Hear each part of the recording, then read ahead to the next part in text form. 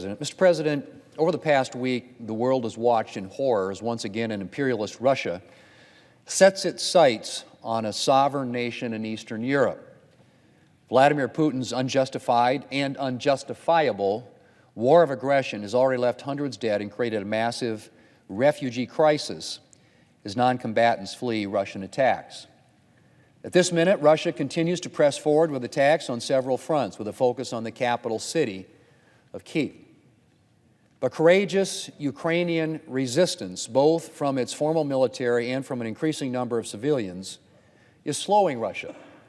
Kyiv and other major cities remain under significant pressure and could fall within days, but Ukraine is demonstrating a fierce resolve and continuing to blunt Russian advances.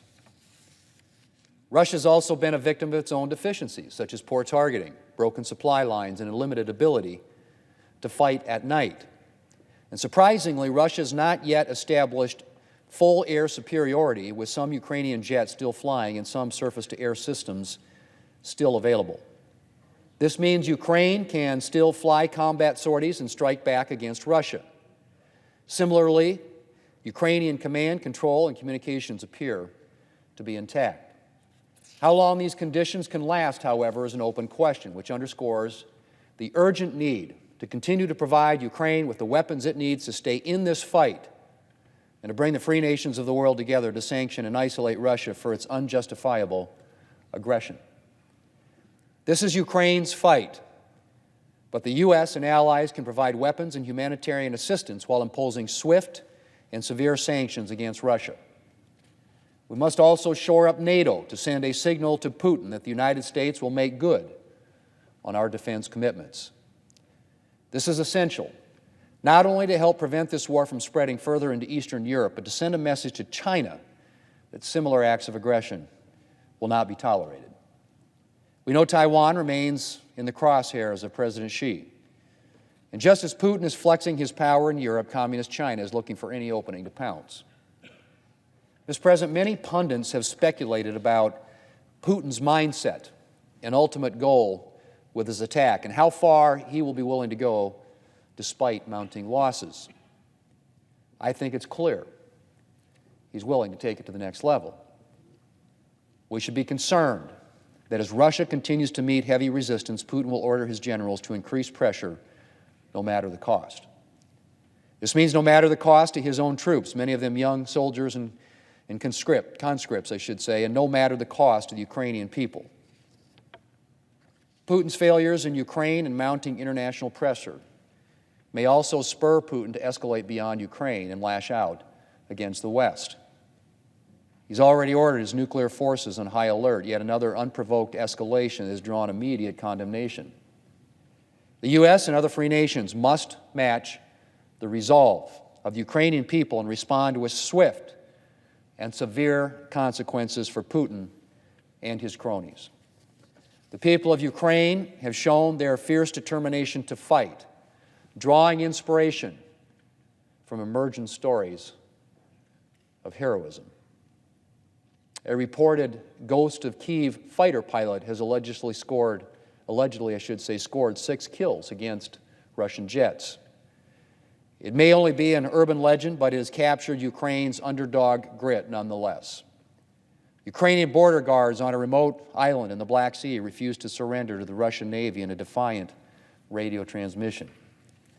A Ukrainian soldier sacrificed himself on Friday by manually detonating charges to collapse a bridge when there was not enough time to detonate them remotely before a Russian column closed in. A Ukrainian woman defiantly addressed Russian occupiers, offering them sunflower seeds and telling them to put the seeds in their pockets so that sunflowers will grow when they die in Ukraine. Ukraine has handed out over 18,000 weapons to reservists around Kyiv, with social media posts showing men and women lining up to volunteer. Ukrainian parliament members Kyra Rudek is taking up arms, hoping to inspire other women to join the resistance. Ukrainian media is broadcasting instructions on how to make Molotov cocktails to attack Russian vehicles. And then there is President Zelensky, who has led the Ukrainians with extraordinary resolution and courage. President Zelensky is believed to be Putin's top target, and there are reports of Russian forces being sent into Ukraine for the express purpose of assassinating Ukraine's president. Yet, according to press reports, when he was offered the chance to evacuate, Zelensky said, and I quote, "The fight is here. I need ammunition, not a ride," end quote. Former Ukrainian President Petro Poroshenko has also been visible in Kyiv, saying Ukraine will resist forever when asked how long the nation can hold out.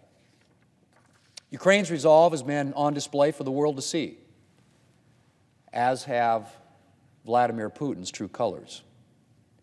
Putin was given every chance to choose diplomacy and peace. Instead, he chose war. Putin has offered wild justifications for his attack, suggesting that Ukraine somehow posed a nuclear threat to Russia and is governed by neo-Nazis and drug addicts. He's also called for Ukrainian soldiers to defect and to take power into their own hands. It may be that Russia is laying the groundwork for a narrative that there is an organic pro-Russian contingent within Ukraine, possibly within the Ukrainian military itself, to be stood up as an authentic coup to carry out regime change. Putin has also claimed that the Ukrainian military is moving equipment into residential neighborhoods, which would be consistent with a resistance or insurgency defensive posture, but will also give Russia pretext to increase civilian targeting. Mr. President, Vladimir Putin is apparently on a delirious quest to restore the Soviet Union and once again see Ukraine under Russia's thumb. Unfortunately for him, he apparently reckoned without the people of Ukraine. And each missile that strikes a village, every rocket that strikes an apartment building, every tank that rattles by a once quiet town will only further stoke Ukrainians' resentment of the Kremlin. Judging by the way Ukrainians are fighting, I don't think they will ever accept Russian rule. As the growing number of Russians boldly protesting in the streets from Moscow to St. Petersburg to Siberia and online are making clear, Putin is also losing the trust of everyday Russians, particularly of the younger generations whom he's likely leaning on for conscripts and who will inherit a decimated economy. Even the daughter of Putin's own spokesman posted on Instagram, "No to war," which went viral before it was deleted. Russian protests have spread to more than 50 cities, and in keeping with the KGB past, Putin's response has been to detain protesters and restrict access to Facebook and Twitter. Unfortunately for him, however, it's become clear that he will not be able to fully hide the truth from the Russian people. Russians are clearly coming to know Putin as a murderous warmonger who will isolate them from the free world. Mr. President, it's unfortunate that the world did not take a more aggressive stance against Vladimir Putin before he invaded the sovereign nation of Ukraine. I supported sanctions against Nord Stream 2 and the other punitive measures of the Niet Act before Russia made its attack. And it's too bad it took Putin actually going to war for the world to get serious about checking Russian aggression. However, I am pleased that the United States and our partners are finally moving forward with unprecedented sanctions against Russia's economy. The U.S. is sanctioning Russia's central bank and freezing its assets in the United States.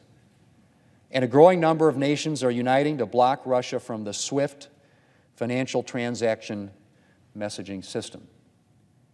If blocked from this system, Russia will have to conduct run-of-the-mill banking transactions directly between banks, adding costly delays that should discourage any business with their banks. Putin has also joined the select list of despots like Kim Jong-un, individually sanctioned by the United States. But while I'm glad we've taken these steps, there's more we can and should do, including directly targeting the lifeblood of the Russian economy, and that's Russia's energy sector. Every dollar the world denies Putin by not buying his oil and gas is one less dollar he has to spend on his war of aggression in Ukraine. The conflict in Ukraine is also a timely reminder that energy independence is not only economic security, but national security, and that here in the United States, we need to do everything that we can to get our energy producers off the bench and into the game so that we don't have to rely on foreign regimes for energy supplies. This situation is also a reminder of how important it is to make a robust investment in our own military to restore our nation's readiness. The Vladimir Putins of the world will only respond to strength, and we need to ensure that our nation's military is prepared to meet threats from traditional state actors as well as terrorist organizations. When it comes to dictators like Putin, the best way to secure peace is through robust deterrence. As Congress reviews the administration's supplemental request for foreign security and humanitarian assistance, we cannot offset this funding by degrading our own defense. This is a military emergency. Just ask the people of Ukraine, and we should treat it as such. I hope Congress will come to a sensible solution in the days and weeks ahead. Mr. President, my thoughts and prayers today are with the people of Ukraine. I hope they know that their courage and determination have inspired millions. And I pray that the United States and freedom-loving countries the world over will continue to do our part by providing the lethal aid Ukrainians need to stay in this fight and by implementing biting sanctions that will leave Putin and his cronies out in the cold. Mr. President, I yield the floor.